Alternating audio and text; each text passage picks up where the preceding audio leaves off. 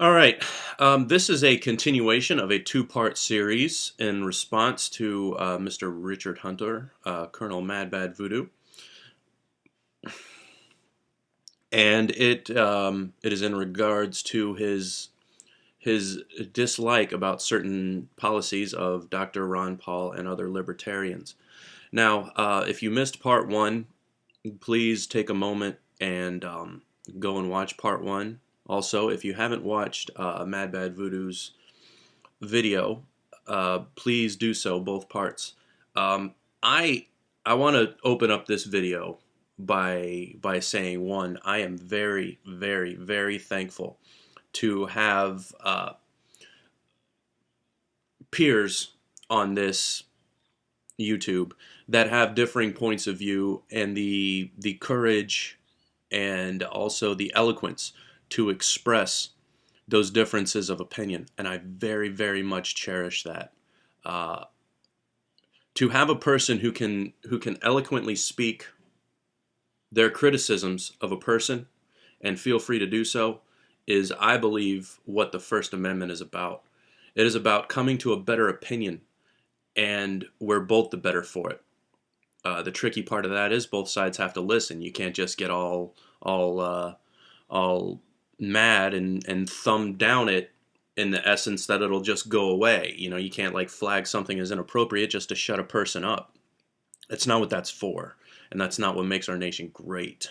What makes our nation great is a person like Colonel Hunter, and a person, I don't necessarily think that I'm what makes a person great, but I may have a different point of view than he does, and I may bring up something that he hadn't thought of. He may have brought up something that I didn't think of that spawns some thought.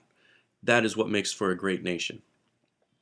And I salute you, and I am very, very thankful to share a country with you, sir. Now, where we left off was with President James Madison and the manifest destiny types. The couple of things. One, the War of 1812. You brought up that it was a land grab and an excuse for the United States to move west and push west and take over Indian territory, who were allies of Britain.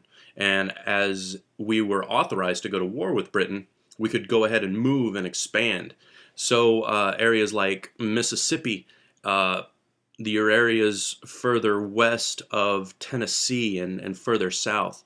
And then eventually, and it had absolutely nothing to do with Britain, but General Jackson was on one hell of a roll. He goes ahead and decides to take over Florida.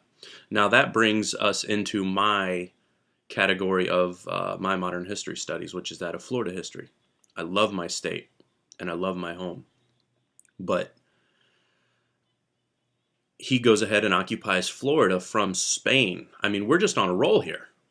Absolutely none of it is constitutional. Again, your father of the constitutional pushes. For all intents and purposes, we invade Spanish territory by taking Florida. We invade Indian territory by taking Mississippi. General Jackson, one of our great presidents, who everybody loves to nut hug because of the whole banking thing, takes Mississippi territory, and guess who gets to become a huge-ass landowner of Mississippi? General Jackson. The Battle of New Orleans, no, we're skipping ahead here, but the Battle of New Orleans occurs after a peace treaty is signed in Britain.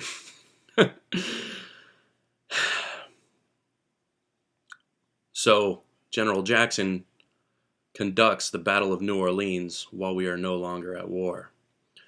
Peace is signed in Britain, gets back to America, gets published in the paper.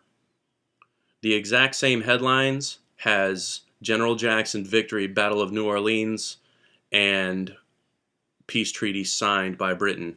So on the same piece of media, this happened back then, on the same piece of media, now a newsprint editor can say anything he wants, but on that same page of media, one, General Jackson victory, Battle of New Orleans. Two, war is over.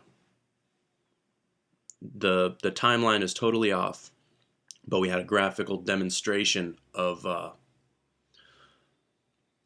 what can occur, how media can push something through.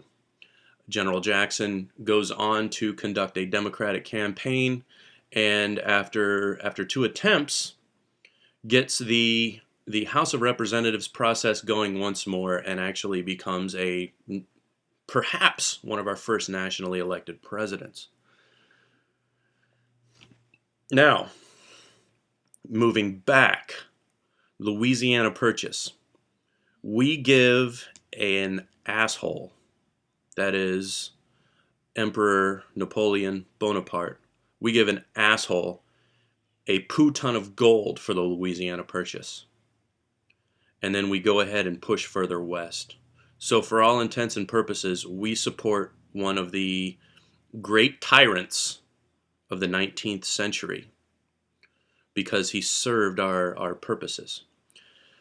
Spain levels a complaint against President Madison about General Jackson's push into Florida.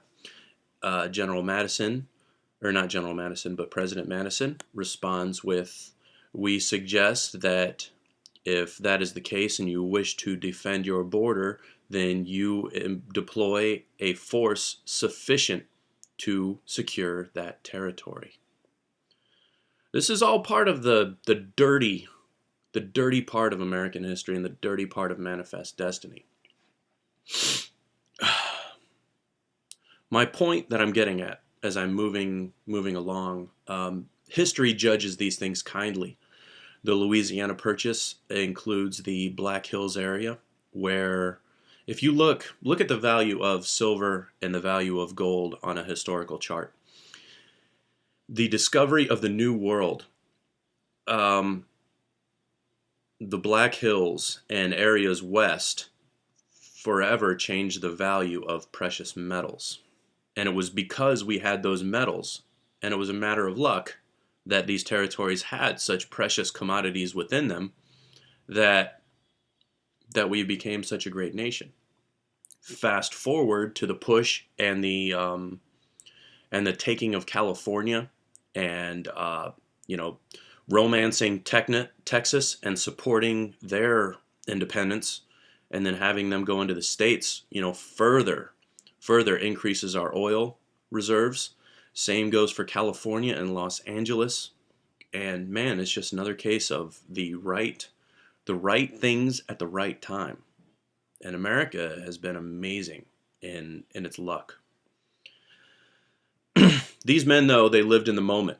They made hard choices. And a constitution, the Constitution, it's a legal document. And lawyers use legal documents for their own ends in the present. And we can tear each other down on intent, original intent. However, I would challenge that the original intent of a document such as the Constitution, the original intent of the Articles of the Confederacy, is to allow for a power and context for people to do what needs to be done in the moment.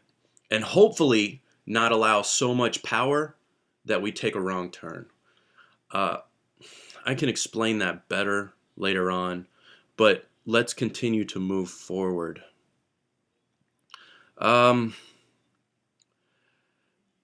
Now, Colonel Hunter, you talked about World War II.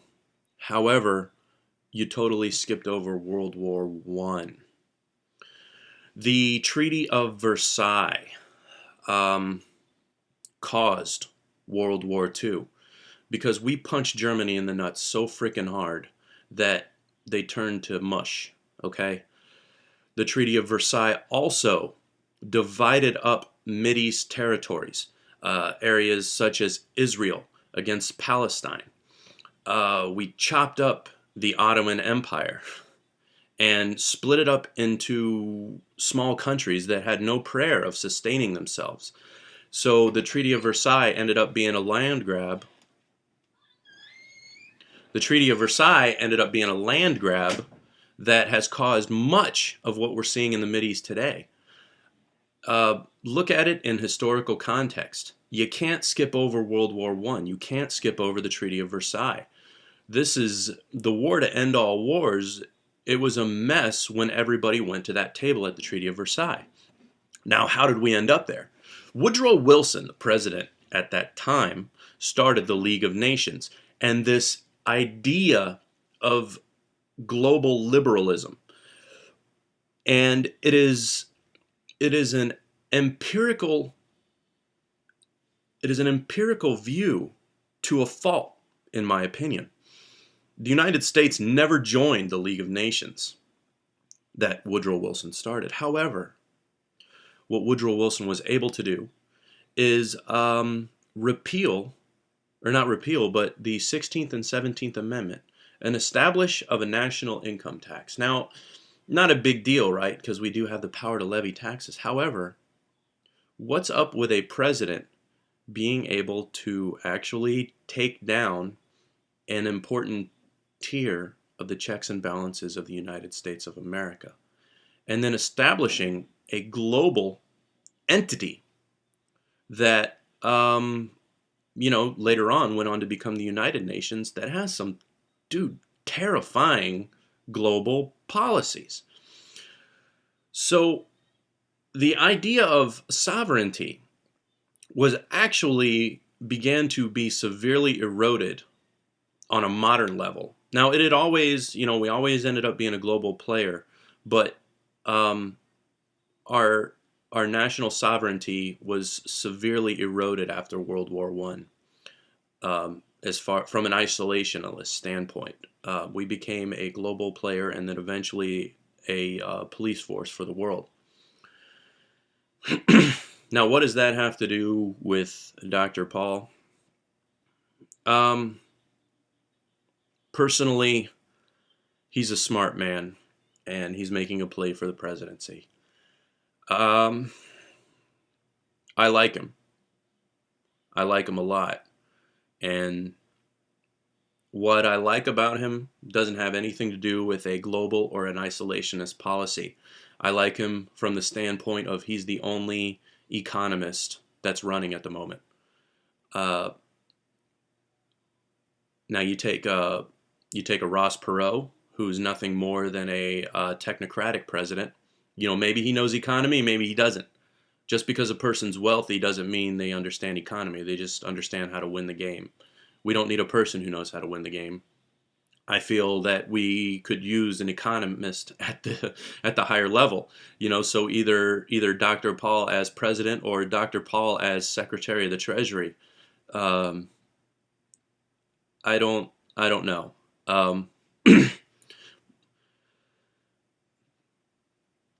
That's why he'll have my vote in the primary. I don't like politicians, of which I consider Dr. Paul to be one. And I will remain to not like politicians. I also, I don't know. I don't have the answers. But I do know other people that are being placed forth have, compromised and shown their spineless nature.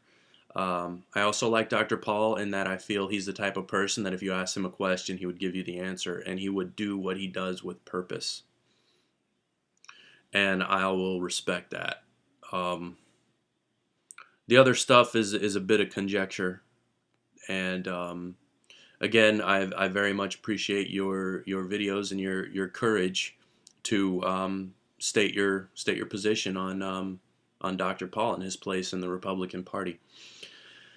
Again, thank you everyone for watching, and I'm sorry if I waxed poetic and got a little boring, but let's face it, politics and economics is boring ass shit. God help us all, and God save the Republic. Thanks for watching.